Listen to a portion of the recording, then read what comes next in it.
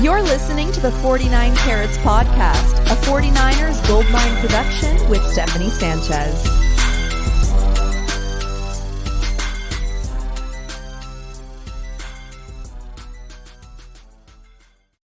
What's going on, everyone? Welcome to another edition of the 49 Carats Podcast. I am your host, Steph, and joining me once again for an Offseason Monday is Chris Johnson. How you doing today, Chris? I'm good, doing well, getting that week started. You know what I mean? How about you? How you doing?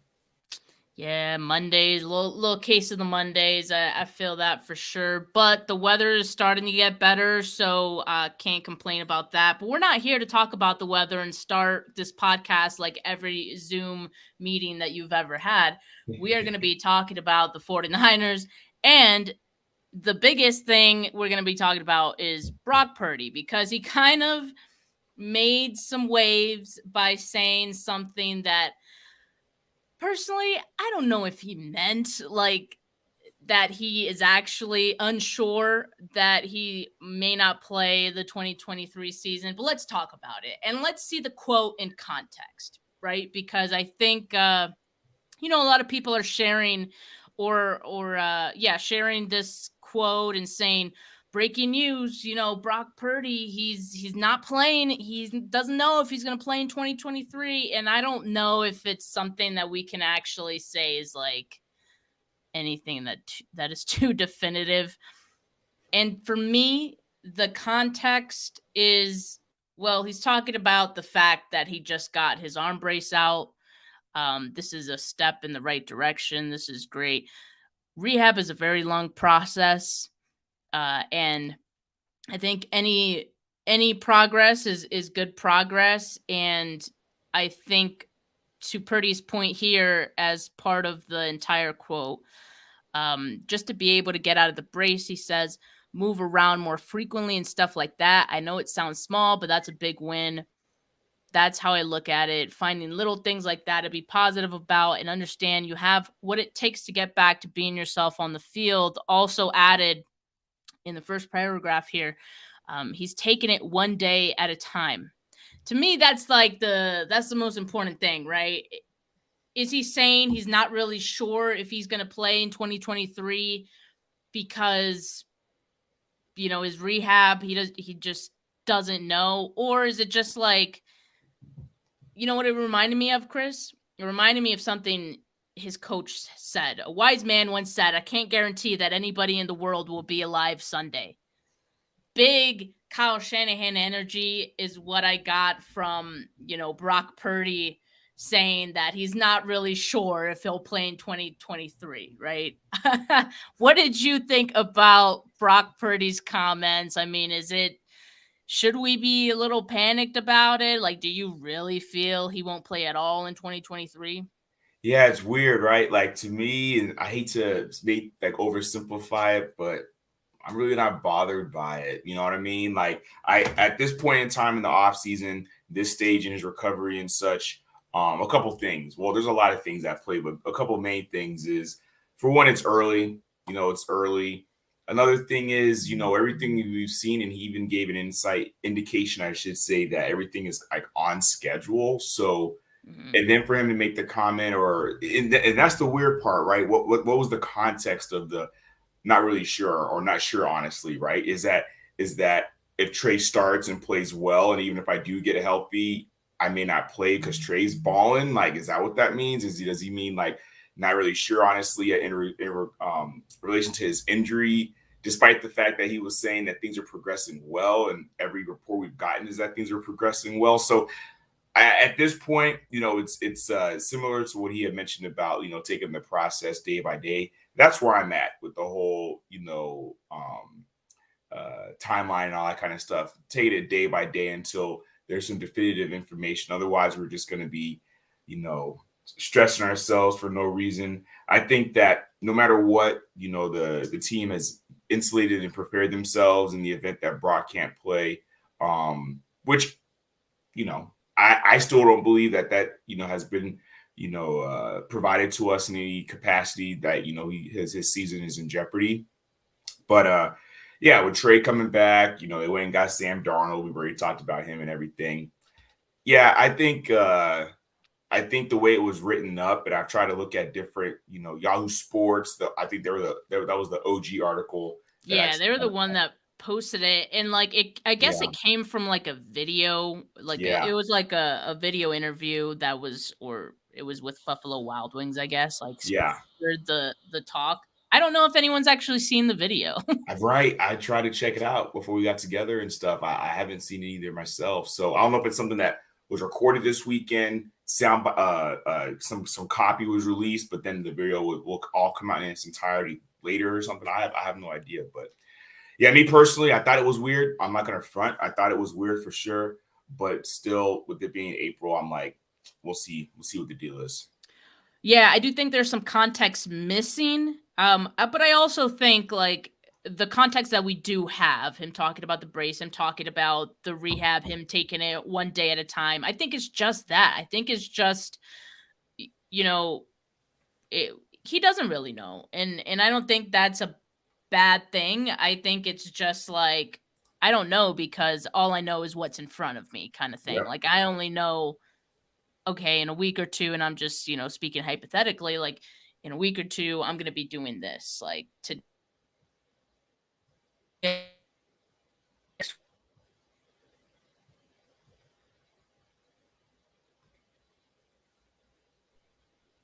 Oh, that was weird. Is my internet okay? Oh yeah, you're good. Yes. Yep. Oh, that was weird. Okay. It blacked out for me for a second. Oh no, you're good. But yeah, I think he's really just focused on what's in front of him, and I think that's all he's saying. And at the end of the day, the situation is fluid. So if he meant that by saying like, who knows if he'll be the starting quarterback, right? To your point, that's a good point as well, because things can change. Let's not forget how he got the starting role.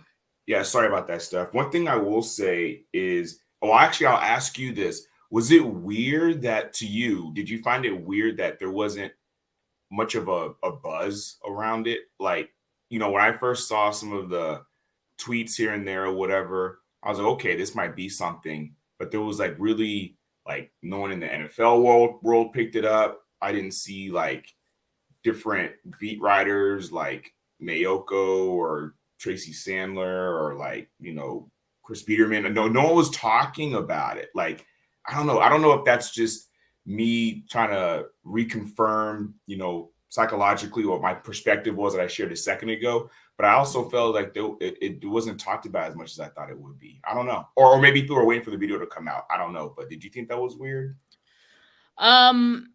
No, I mean, because it came out on the weekend, and like the weekend off season, it's usually pretty slow. So like to me, I feel like people probably didn't even notice it happened. Is probably the more likely scenario. But I think, national media, just wait till they get a hold of this, because they will. And in fact, I'm starting to see even more things among like 49er publications starting to put stuff out today, right? The podcasts, for the most part, they're coming out today, right? It's Monday. Everyone's getting back to it. It might take a day or two for, the Mike Florios of the world, Chris Sims to talk about it, but it's coming, and they're going to take it to another level. I'm sure everyone's going to just freak out. So I think it's important for us as like, 49ers content creators to kind of like set the expectation a little bit that I don't think it is unsettling for him to say, but I don't think it came from a bad place or from a place of him actually thinking that. I think it's just because he doesn't know and doesn't want to make any definitive statements about his rehab, which is okay. I think it's okay to not make any, definitive statements, because again, taking it one day at a time, nothing bad with that. But look, I'm cool with him saying it. I think it's going to be uncomfortable when the national media, like I said, gets a hold of it, because they'll turn it into, I think, something even bigger. But look, there's other quarterbacks on this roster to talk about as well. Chris, I wanted to talk to you about this. Baldy, Brian Baldinger, Yep. of Baldy Breakdowns. We love Baldy, he's always given 49ers players high praises. Yep. It's Shark Week all the time, and I love his breakdowns. Earlier today, he posted a video, and I don't know if it was with 95.7 The Game or KMBR, but it was on either one of those accounts. And he said that he thinks that if Sam Darnold gets a fair shot, he thinks he will be the starter. What do you think about that? Interesting. I did not see that. All right, so at first blush, I've got a few different thoughts about that. So for one, I'm kind of surprised by that. Yeah, right. Two, going back to what you were mentioning as relates to Baldy kind of knowing his thing, having kind of like that juice and that respect in the field. You know what I'm saying? Like, when he says some things, it's typically not too far off. I mean, I can't remember. He actually had given insight into, I think it was the free agent pickup that the Niners grabbed from the Giants. That guy Feliciano, I think is his last name. Yes. Yeah, Baldy had said like a week or so before that, he's like, don't be surprised if this guy lands with the Niners, and actually it happened. I'm not using that as an example to say what I'm about to say, but I wonder if he's getting that from somewhere. Like, so, and that to me would be the most telling and the most curious part of the whole thing to me, because I mean, I don't know, like in my heart, and I could be just not analyzing the situation as best as I should be, but I don't see how Trey Lance beats out. I'm sorry, I don't see how Sam Darnold beats out Trey Lance. I mean, Trey has a better grasp on the playbook. He's been in the system. He knows the ins and outs of it. All the things that we've always heard intellectually, his processing, so on and so forth.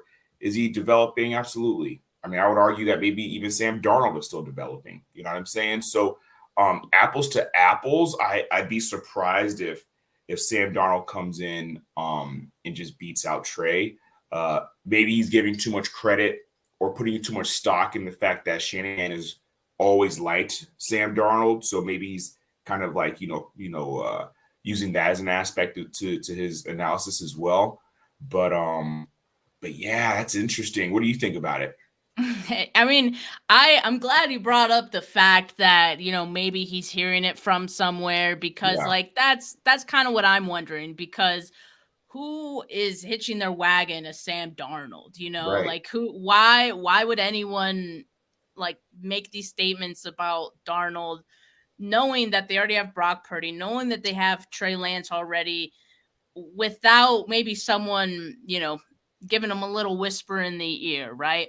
I remember Ian Rappaport, after the Sam Darnold signing happened, after, Brock Purdy's surgery happened, saying this is why they brought Sam Darnold in, so that if Brock Purdy's not ready week 1, they have someone with experience. Well, what the hell happened with Trey Lance? Like, there's, I feel that's why I feel like there was some whispers going on. There were some things that, maybe Ian was hearing to the effect of Sam Darnold being that guy. But I don't know. It's so weird to me. It's so weird to me.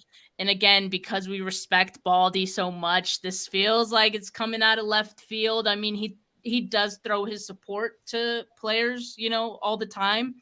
And so this could be another situation with that. And I don't know. Is there like a specific breakdown that he's going to be giving to tell us why he thinks that? Because like to just say, I don't know. I feel like I needed more reason in that video. And if you guys haven't checked the video out, it's on Twitter. I think there's a couple things. Yeah. Yeah, it was on 95 The Game, their Twitter. So that's where he posted it. And yeah, he said he wouldn't be surprised if Sam Darnold is a starting quarterback. And I thought it was funny too. He also mentioned like Sam Darnold gets a fair shot. Like, yeah, of course he's going to get a fair shot. We're all worried if Trey Lance is going to get a fair shot over here. You know what I mean? So yeah, I think Sam Darnold is going to get a fair shot. But if that means for sure that he's going to be the starting quarterback, I don't know if I can say that right now in April. You know what I mean? No, I agree. And, as I think about this, as we talk about it a little bit more, especially after you brought up the Adam Schefter or was it Ian Rappaport? I can't remember. Yep. Rappaport, right, where he was talking, yep. They even mentioned Trey Lance's name. It's all weird, right? And what trips me out is the fact that I don't know if some of this stuff or some of these analysis are indictments on Trey, or if they're propping up these quarterbacks. I shouldn't say quarterbacks, but they're propping up Sam Darnold so much because of Kyle Shanahan. You see what I'm saying? Like, I wonder if all things were the same and constant with the exception of Shanahan being the head coach, or the OC, I should say, the OC. If someone else was an OC or whatever for the Niners, or if it was a different head coach that called offensive plays, whatever, if they would be giving so many props to Sam Darnold, because I mean the guy's a body of work. You see what I'm saying? Like, it's not like we're still kind of wondering what Sam is. Now, can people change the game, and can people, improve, and can someone have like a Geno Smith resurgence? Yeah, sure, I guess. But on the same token, we've seen what Sam Darnold has been in his last two stops, right? So to have that perspective of, if he's given a fair shot, he may win the job. That's interesting to me. It's just like, yikes. I don't know. It's yikes. It's big yikes for sure. Look, if Sam Darnold ends up being a guy who looks great in training camp, that's great. I mean, awesome. Like, that's a good scenario for the 49ers to be in. Oh, look, we have 3 quarterbacks that are equally good, or, we don't know what to do with them, who's starting, kind of thing. That's a good scenario for the 49ers to be in, I guess. But to be saying things like this at the end of March, in April, that, you think he's going to be QB1 week 1, I don't know. I'm holding judgments like that. I just want everyone to have fun. I just want everyone to get a fair shot. You know what I mean? 100. And Trey Lance included. So, that's the kind of weird quarterback situation that we always seem to be in. And, it doesn't stop there. The 49ers, it seems like they're sniffing around on quarterbacks in this draft. And we should talk about that too, right? Because I think this brings into question, like, the whole conversation of, is Trey Lance going to be traded? Something we've talked about before on this podcast. But the reason I think we've always said, like, that's very unlikely is, one, the dead cap hit that would take place if he's traded before June 1st. It makes no sense for the 49ers to do. They would have to restructure guys. It would have to, possibly cut someone if they don't go the restructure route. So why, it would take a lot of bending backwards for the 49ers to make a trade happen. And you wouldn't even get good value for him at all. Like, so it's not gonna get like a big cap savings. There's no incentive really for the 49ers to do it.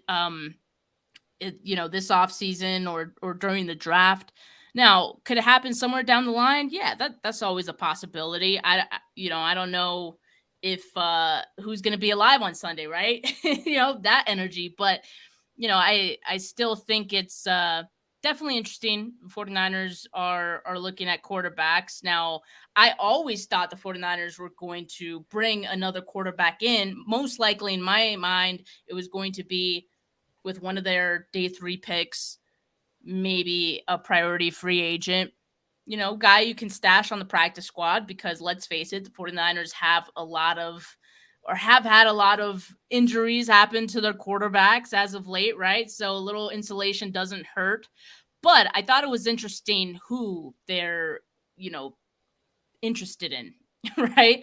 So the one that happened this weekend is DTR, UCLA quarterback Dorian Thompson-Robinson. This is now his 3rd reported I guess, like meeting or visit that he's had with the 49ers. And just to kind of recap what we know so far, he met with them at the combine. The 49ers had a private workout with him. And then just this past weekend, he visited the 49ers facility. Now, I don't know if this is a top 30 visit, to be quite honest with you. It might be. I can't confirm that, so I'm not going to say that it is or it isn't. But he was at the 49ers facility this weekend. So that being said, I thought it was interesting because DTR is not a quarterback that I think is going to be available in day 3. Is this just a smokescreen, or do they have legit interest in getting a quarterback on, day 2? Yeah, you never know. I mean, there might be that opportunity if he falls, obviously, to go up and maybe try to trade up to get him. And I'll give some insights into that in a second, but or my perspective, I should say. But we know it's a tight end heavy draft, for instance, and some of those guys would go early and so on. So when you start hearing about some of these position groups that are kind of deep, others kind of tend to kind of get pushed down a little bit, other positions and such. I don't mind the Niners, doing their due diligence, looking at quarterbacks and such. I think it's great. I mean, again, we have a little bit of, there's a little bit of unknown as to, what Brock Purdy's health is going to look like. Even if Brock Purdy was healthy, we had Brock Purdy, Sam Darnold, Trey Lance, in no particular order, by the way. But I think it's great to do your due diligence, look to see who's out there and such. Yeah, I do agree with you. There's going to be a 4th quarterback in camp. I mean, camp arm, or someone who potentially lands on the practice squad. But I think another thing that's good as well is it gives you opportunity to maybe scout someone earlier than you need to, right? Or get some intel on someone earlier than you can use it. So say, for instance, I'm just saying hypothetically, 2 or 3 years from now or something, the Niners find themselves in the quarterback market or something like that, and DTR has been stashed on, bouncing around practice squads, or say he's been a backup somewhere or whatever, has gotten a little run but not really any. The Niners can rely upon this and this research that they've done, private workout that he's done, without necessarily maybe having to, as well as seeing what he's done in the league in that time frame, without necessarily having to kind of put their business out there and just go and get that guy, when they want to go get him. So I think that's something that maybe gets forgotten about a little bit when, like Sam Darnold, for instance, supposedly coming out of USC, the Niners liked him, right? Don't know if they did any visits with Sam or meetings or Zoom stuff or whatever. I think maybe around the time of the pandemic, I might be wrong there, but you get what I'm saying. So yeah. I think that's another aspect to this too. I like DTR. I think he's cool. My girl went to USC, so I definitely saw plenty of him playing at UCLA. Definitely had his challenges with turnovers here and there. Dynamic player though, got out of the pocket, very elusive, athletic. In my opinion, what we have always been told, as of late, the prototypical pocket passer, Shanahan type that he would love or something like that. So it's kind of an interesting skill set that he has in that regard, because we're always we hear that Kirk Cousins is Shanahan's, dream or whatever, but, or that type of player, I should say. So, I'd be interested to see how it all transpires. And maybe they're just hoping that, if he's a guy that falls to them, that they'll pick him up or whatever. So, also to your point, knowing that they have 11 draft picks, that they're not going to use all 11, they may have no issue going up and getting them. Going up to get him would be telling, though, to me. That would be kind of interesting, trading up for a QB. But I don't know. What do you think?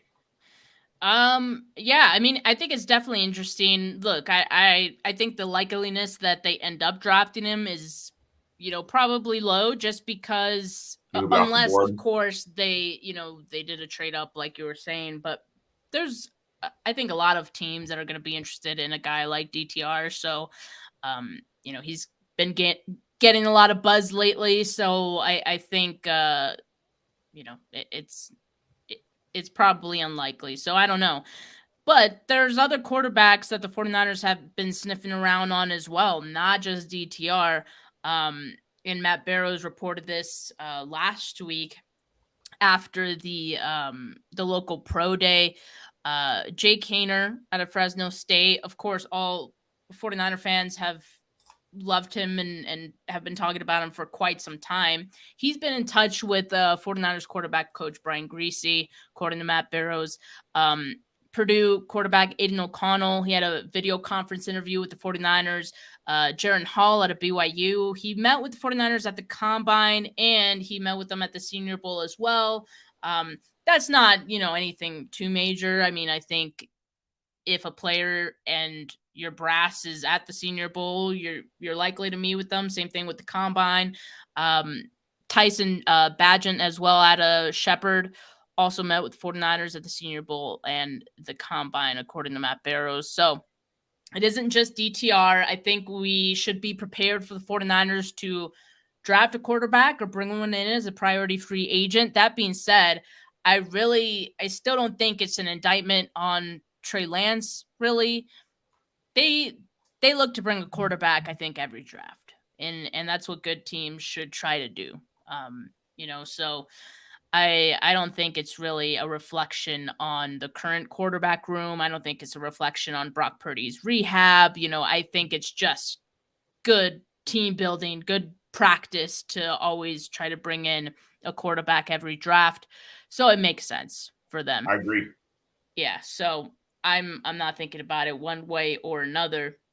Now, some of the top 30 visits that the 49ers have brought in. And sorry, this is a little tiny. These are the top 30 visits that we know of so far. And of course, if you guys have been following along with my Google spreadsheet, the draft sheet, it's massive. It has a lot of news on who the 49ers have had reported interest in, any visits, and of course, these top 30 visits. So for those of you that don't know, the top 30 visits, I know the name top 30 it's very confusing because you think like, well, the 49ers don't have a first round pick.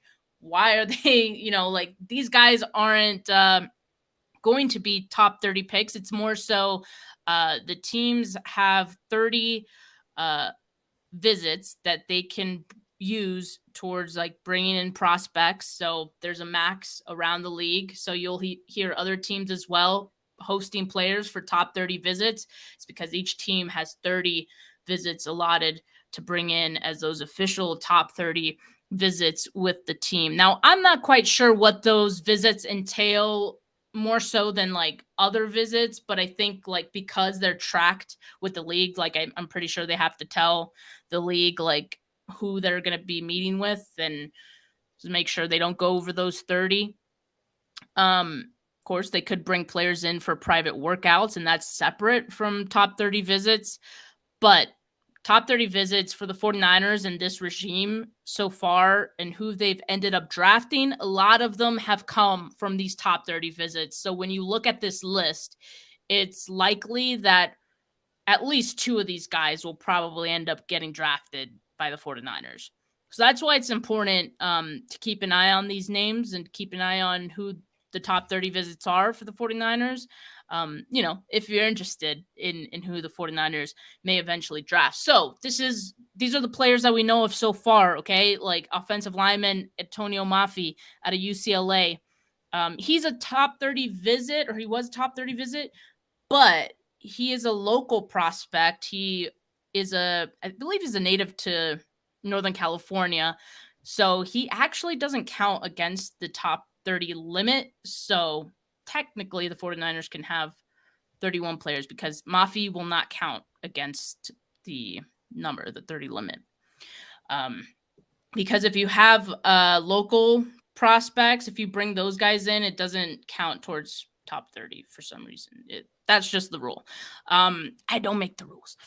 So Sacramento State linebacker Marty Mapu, who has been getting a lot of I think extra interest after, some impressive performances at the Senior Bowl.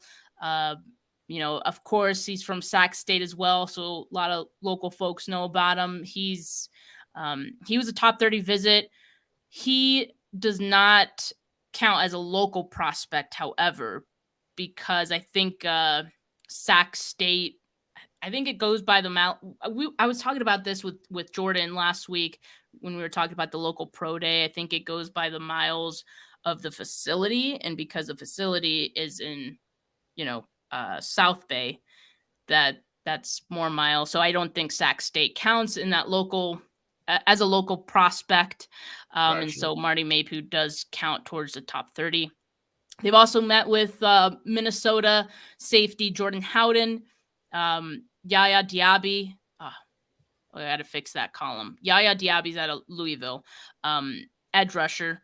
They're doing a lot of research on edge rushers. They're bringing a lot of guys in. You see 3 on this list. And from the tight ends that we know so far, remember the 49ers are meeting with a lot of tight ends. They met with almost every tight end at the combine. They're doing a lot of research on tight ends. I could have told you that like a month ago. Cameron Latu out of Alabama, who had met with 49ers formerly at the combine, also was in for a top 30 visit. Edge rusher DJ Johnson out of Oregon. This was one of my favorites, and I had him on the pod. I interviewed him not too long ago. Offensive lineman, developmental tackle Jake Witt out of Northern Michigan. Very intriguing player. You guys should check out the prospect spotlight interview I did with him. I think it was about 2 weeks ago. Great kid. Interesting prospect for sure. Another edge rusher, BJ Thompson at a SFA. And then offensive lineman Braden Daniels out of Utah. Braden Daniels has met with 49ers a couple of times now. Met with them at the combine.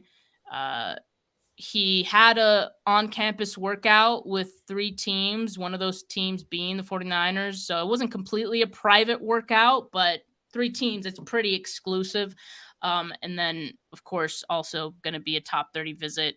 And then defensive tackle out of Troy, Shaquille Brown as well. So these are the guys, again, that we know of so far.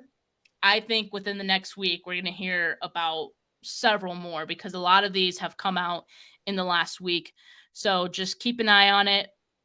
Like I said, my draft sheet has all this information. It's going to be updated as more information comes out. So keep an eye on these top 30 visits. These are the players who the 49ers are most likely to end up drafting. Any players you're personally interested in this list, Chris? Well, I'm curious about Braden Daniels for one. Like I saw that he's got 49 games played, 43 starts. He's got 18 at left guard, 14 at left tackle, 11 at right tackle. So it's interesting with his versatility on the offensive line. I could see, almost just simply from those statistics alone or those details alone, the interest that he possesses. I wonder what the squad has in mind for him at the next level, since he almost has the most at left guard, but he's got kind of like they're all pretty similar in the number of starts, 18, 14, 11. I guess, there is some drop off or whatever. But anyway, I'm curious as to where they foresee slotting him in. So I'm really going to be looking up, doing some research on Braden Daniels, looking for going forward for sure. Marty Mayhew, I was interested in also because I've seen some stuff about him online and on social media. And some of the other cats I need to definitely brush up on for sure a little bit more.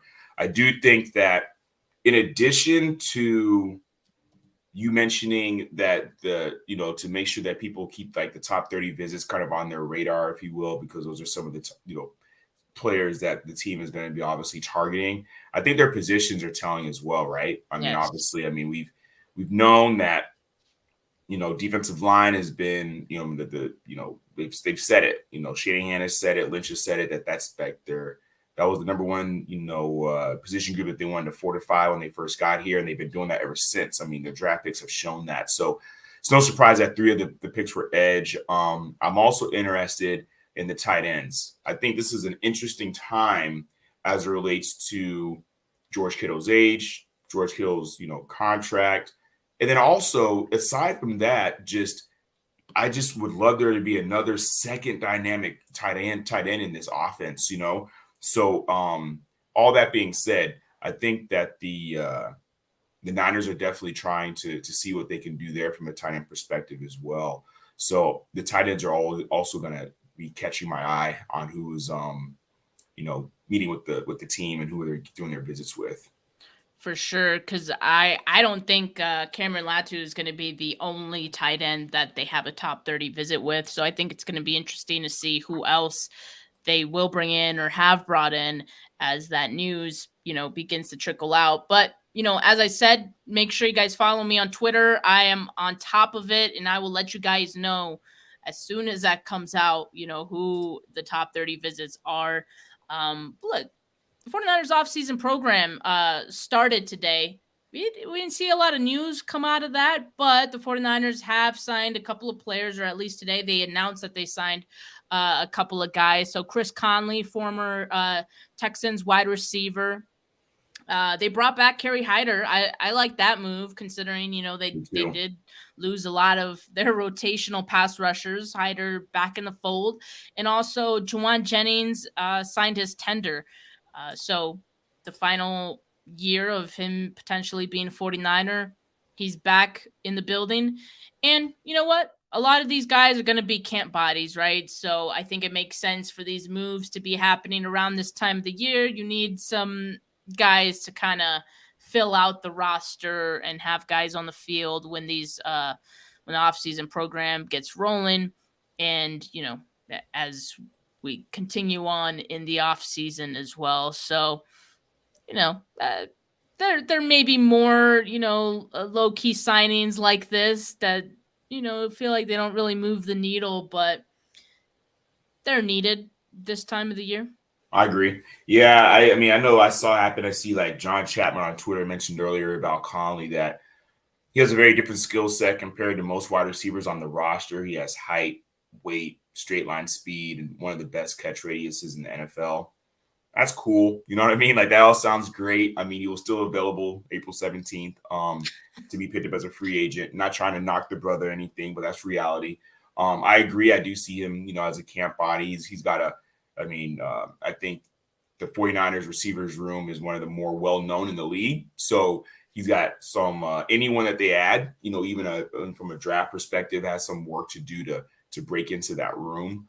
And I do like the Kerry Hyder pickup. I can see Kerry Hyder being someone that sticks. I mean, obviously, he has to do his job over the summer. He has to show up to camp right. He's got to do his thing. Can't go out there and be getting, outdone by like rookies, that are hungry and stuff, because he can easily see himself on the outside looking in when that final cut down happens. Well, when that cut down happens, it's not actually the cut downs aren't staggered this year, which I think is great. Anyway, so that being said, like, I like Kerry Hyder, vet. I'll always remember his 2020 season, showed a lot of, high motor, got, I think, about 9 sacks, went to Seattle, didn't do so hot, was a good rotational piece for the Niners. I like him. Nothing too much to report there, but I think the Hyder signing is probably in my opinion, in my eyes, more impactful and more important than the Conley one. Yeah, I agree, and a move that I would welcome, this late into the off season for sure.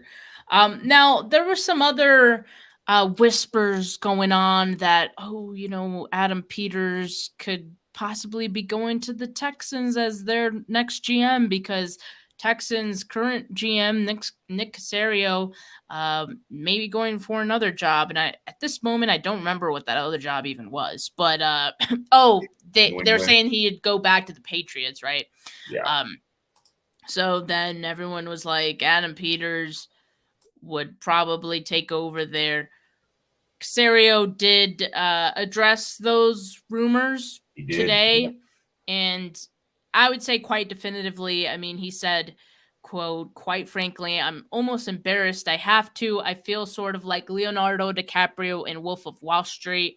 I'm not leaving. There's never really been any substantive discussions of the sort." Now, when someone, that's interesting. I didn't hear the Wolf of Wall Street portion of that quote. Part is important. That part's important. Yeah, I don't even heard it up to like him being embarrassed part for even having to address it, but that's interesting. Sorry, someone who references that I'm not, effing leaving. Yep. Quote from Wolf of Wall Street is not lying. Yeah, because he didn't have to say that, and No, he didn't. he That's did. funny. So Yeah, I don't think Casario's going anywhere, which means Adam Peters probably not going anywhere. But you know what's interesting also? I know a lot of people have been mentioning the fact that Parag Marate, or I hope I'm saying his last name correctly, and probably not because I'm terrible with names, but he's the 49ers president, right? And the cap guru, he's the guy who does all the contracts and he gets all the credit for those. He may be soon a what was it? He was like priority owner or majority owner of Leeds United, right? I think that's Correct. what Yeah. people If were the Niners saying. close that deal on buying that team, yeah.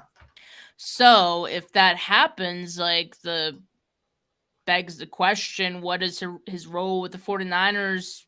What's going to happen with that, right? Like, would he stay in the same position? Would he take a step back? Which are fair questions, if it does end up happening, right? So that can create a stir up, a little shake up in the 49ers, front office if that does end up happening. Something to keep an eye on. I don't know. I know for some time now people have said, "Oh, like just make John Lynch the president and then move Adam Peters to GM." I think that makes the most sense, that doesn't startle the dynamic they have, I think, too much, but something to keep an eye on and something that could potentially happen. So, of course, if it does, we'll talk about it here, but just something to have in the back of your mind. No, I agree. Fortunately, a lot of teams have, gotten into getting better on, I don't know if manipulating the cap is the best way to say it, but let me say like structuring contracts and such. So, I do believe that the intellectual capital is out there if Parag were to move on and take that new role with in the Leeds United franchise, or if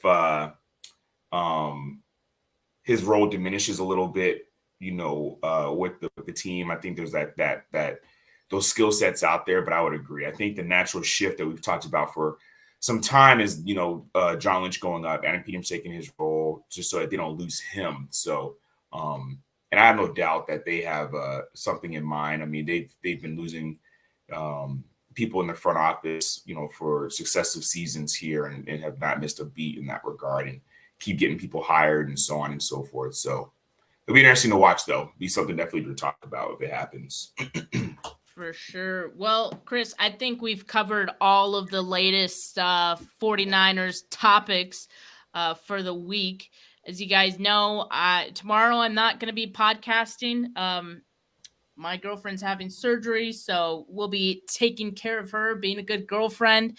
Yeah, prayers up for that, Steph. Yeah, thank you. Appreciate it. Wednesday, we'll be back with a couple prospect interviews. And of course, if there is any breaking news or if we hear a little bit more about the offseason program, then, I'll probably do something a little later in the week to talk about that. And earlier today, I had a prospect interview with UNLV linebacker Austin Ajeki. So if you guys haven't checked that out, make sure you guys do. It was a great interview. But for now, have a good rest of your Monday evening, folks. Peace.